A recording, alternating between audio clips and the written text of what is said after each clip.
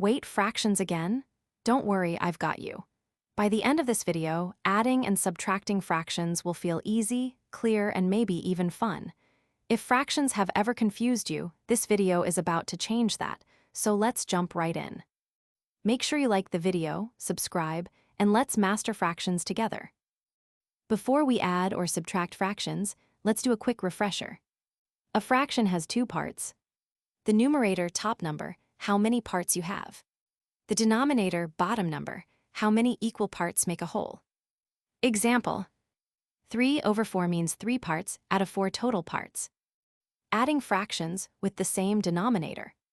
This is the easiest kind of fraction problem. Step 1, keep the denominator the same. Step 2, add the numerators. Example: 2/7 plus 3/7.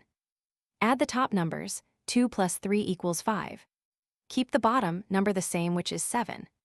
So the answer is 5/7. Tip: if the denominators are the same, life is good. Subtracting fractions with the same denominator. This works almost the same way. Step 1, keep the denominator.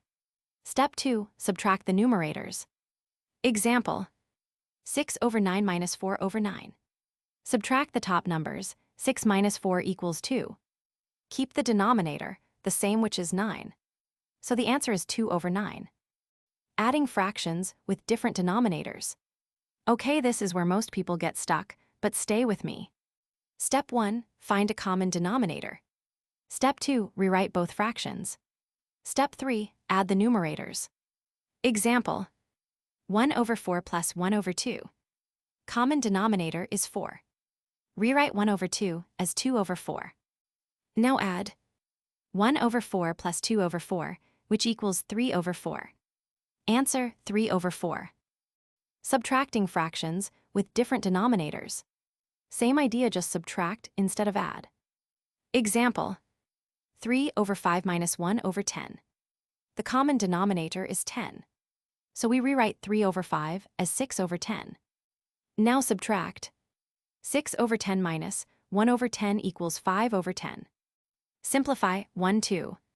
So the final answer is 1/2. Always simplify your answer. If your fraction can be reduced, do it. Example: 4/8 divide the top and bottom by 4. Which is 1/2. Simplifying makes your answer look clean and correct. Final recap. Let's recap quickly. Same denominator, add or subtract the top. Different denominators, find a common denominator first. Always simplify at the end.